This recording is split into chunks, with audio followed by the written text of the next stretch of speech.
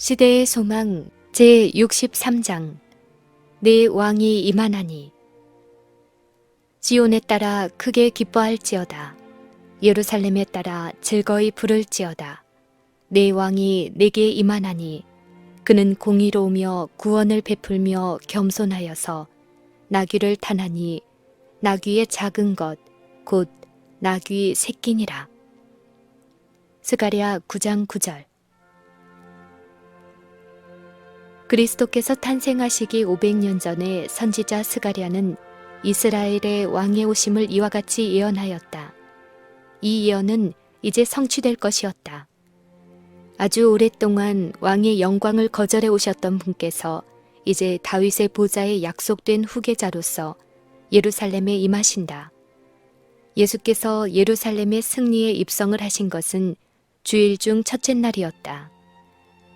그분을 보려고 베다니에 모였던 군중들이 이제 그분이 받으실 환영을 보려는 열망으로 그분과 동행하였다. 많은 백성들이 유월절을 지키기 위하여 도성으로 가는 도중에 있었는데 이들도 예수님을 수행하고 있던 군중들과 합세하였다. 자연계도 모두 기뻐하는 것처럼 보였다. 나무들은 실록으로 물들어 있었으며 그 꽃들은 대기에 은은한 향기를 내뿜고 있었다. 새로운 생명과 기쁨이 백성들에게 활력을 주었다. 새 왕국에 대한 희망이 다시 솟아나고 있었다. 예루살렘에 타고 갈 목적으로 예수께서는 두 제자를 보내어 당신께로 나귀와 나귀 새끼를 끌어오라고 말씀하셨다. 구주께서는 태어나실 때 다른 사람의 환대에 의존하셨다. 그분이 누우셨던 구유는 빌린 안식처였다. 수많은 언덕 위의 가축들이 다 그분의 것이었지만 이제 그분께서는 왕으로서 예루살렘에 들어가실 때 타실 짐승을 다른 사람의 친절에 의존하셨다. 그러나 당신의 제자들을 이 심부름을 위하여 보내면서 주신 상세한 지식 가운데서까지도 그분의 신성이 다시 드러났다. 그분이 예언하신 대로 주가 쓰시겠다는 간청이 곧 수락되었다. 예수께서는 사람이 타본 일이 없는 나귀 새끼를 쓰기로 결정하셨다. 제자들은 기뻐하면서 저희 옷을 짐승 위에 펴고 주님을 그 위에 앉혔다. 지금까지 예수께서는 언제나 도보로 여행하셨다. 그러므로 그분께서 지금 짐승을 타고 가기로 선택하시자 제자들은 처음에는 놀랐다. 그러나 그분께서 도성에 들어가서 친히 왕임을 선언하고 왕권을 주장하시리라는 즐거운 생각에 그들의 마음은 희망으로 빛났다. 심부름을 가면서 그들은 저희의 열렬한 기대를 예수님의 친구들에게 전달하였으며 따라서 흥분은 원근에 널리 퍼졌고 백성들의 기대는 최고조에 달했다. 그리스도께서는 왕의 입성에 관한 유대인의 풍습을 따르고 계셨다. 그분이 타신 짐승은 이스라엘 왕들이 탔던 것으로 메시아가 이와 같은 방법으로 당신의 나라에 임하시리라고 예언되었다.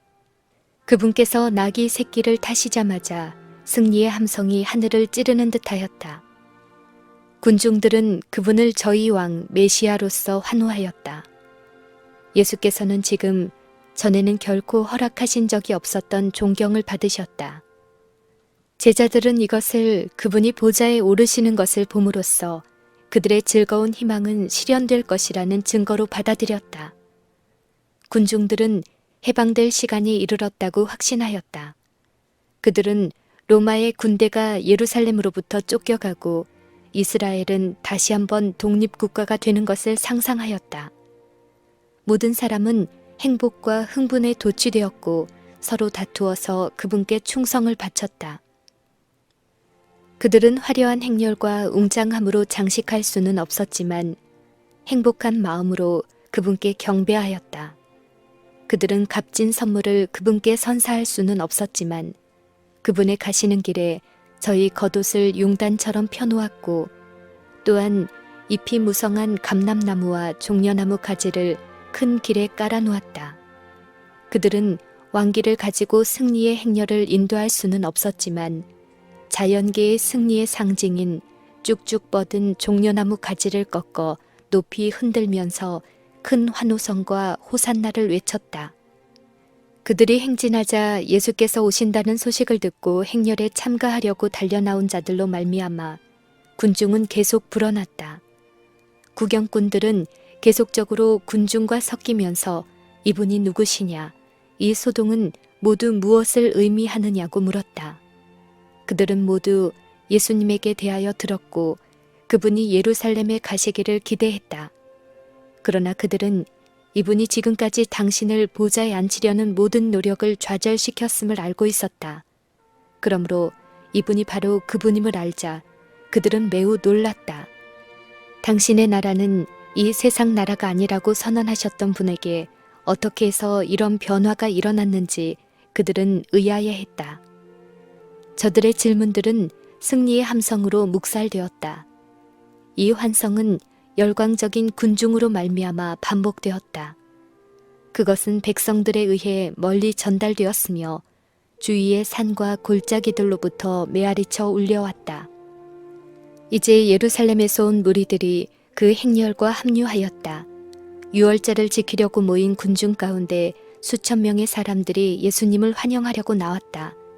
그들은 종려나무 가지를 흔들고 성가를 부르면서 그분을 환영하였다. 제사장들이 성전에서 저녁 제사를 위한 나팔을 불었지만 거기에 반응하는 사람은 거의 없었다.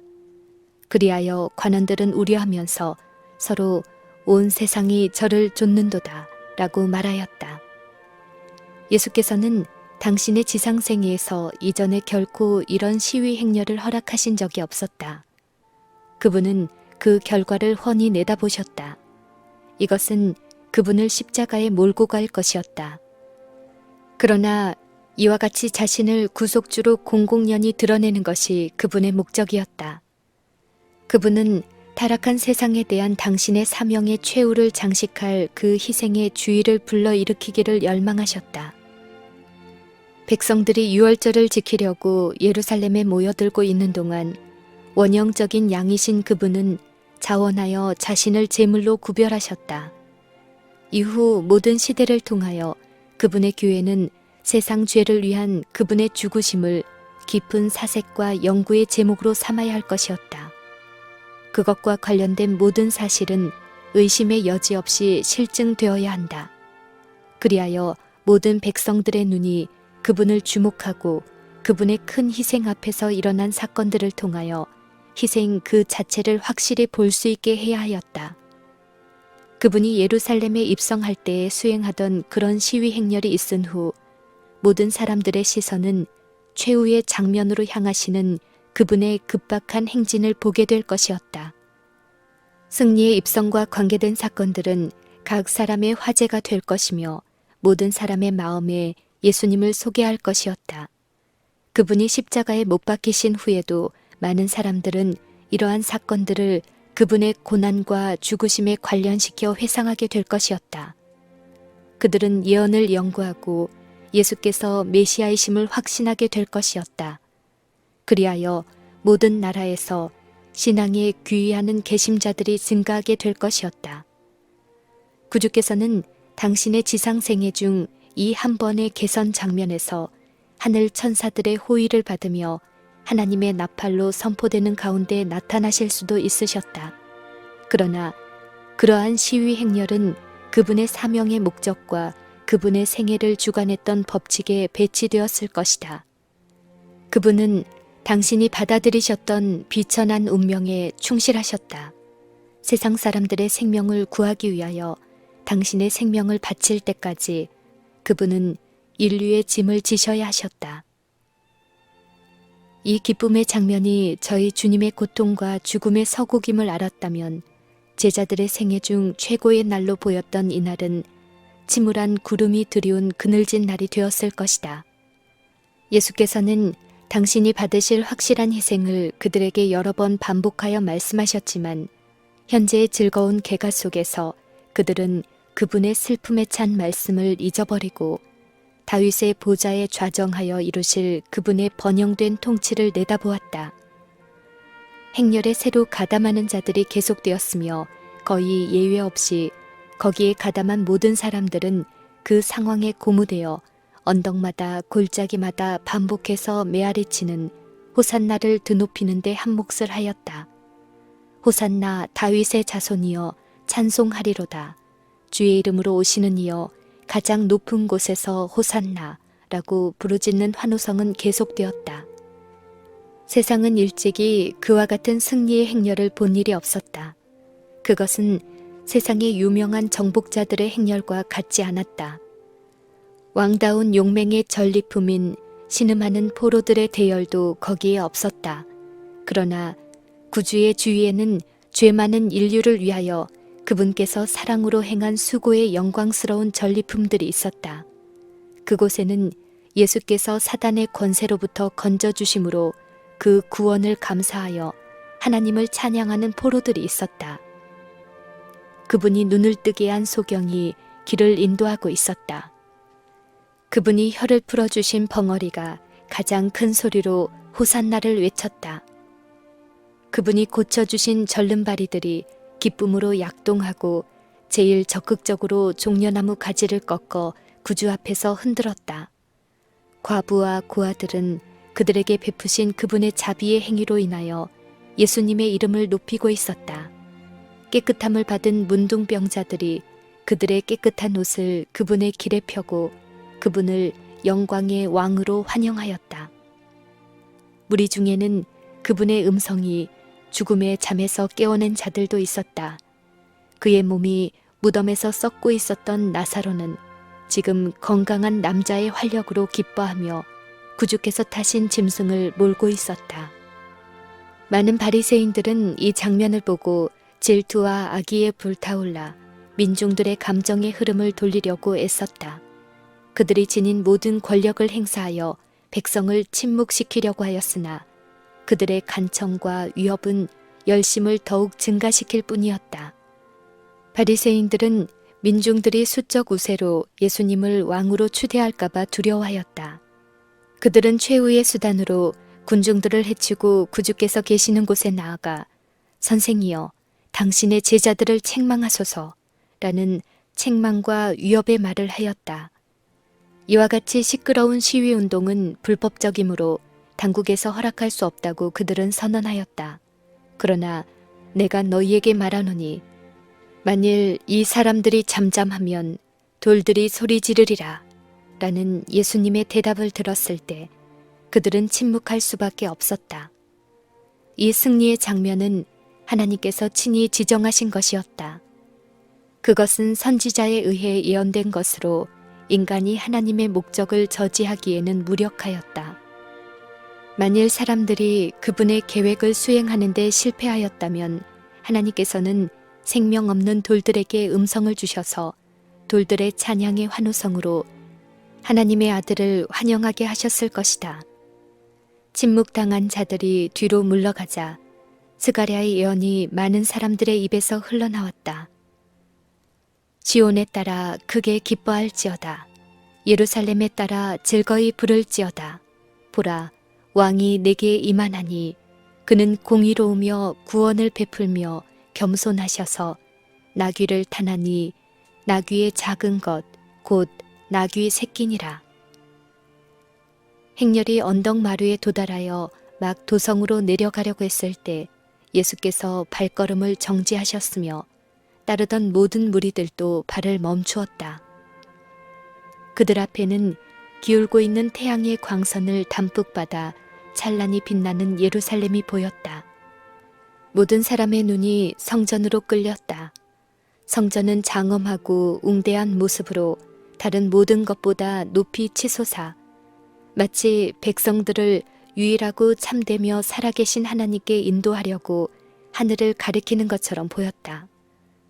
성전은 오랫동안 유대 민족의 자랑이며 영광이었다. 로마인들 역시 성전의 장대함을 그들 스스로 자랑하고 있었다. 로마가 임명한 왕이 유대인과 힘을 합쳐 성전을 재건하고 단장하였다. 로마 황제도 선물을 보내어 그것을 더욱 아름답게 장식하였다. 성전의 그 견고함, 화려함, 그리고 장대함으로 세계의 경이 중에 하나가 되었다. 서산으로 기울어지는 해가 하늘을 황금빛으로 물들이는 가운데 그 눈부신 영광은 성전 벽에 순백색 대리석을 비추었으며 금으로 입힌 성전 기둥에서 번쩍거렸다. 예수님과 그분을 따르는 제자들이 서 있는 산 등성이에서 볼 때 성전은 흰 눈으로 만든 큰 건물에서 황금 첨탑들이 솟아있는 모습이었다. 성전 입구에는 금, 은으로 된 포도나무가 있었는데 거기에는 가장 솜씨 좋은 예술가들이 세공하여 만든 푸른 잎사귀와 큰 포도송이들이 달려 있었다. 이 디자인은 번성하는 포도나무 같은 이스라엘을 대표하였다. 금과 은과 생생한 푸른 잎들은 진귀한 아치와 훌륭한 솜씨로 잘 결합되어 있었으며 그 포도나무는 희고 번쩍이는 기둥을 우아하게 감고 있었다. 그리고 금장식에는 빛나는 덩굴이 매달려 있었는데 기울고 있는 태양의 광채를 받아 마치 하늘에서 빌려온 영광처럼 빛나고 있었다. 예수께서 이 광경을 응시하시자 수많은 군중들은 외치던 일을 멈추고 갑자기 펼쳐진 아름다운 광경에 넋을 잃는다. 그들 스스로 느낀 그 감탄을 구주의 얼굴에서도 찾으려는 기대로 모든 사람의 시선은 그분에게로 향한다. 그러나 그들은 감탄 대신에 슬픔의 구름을 본다.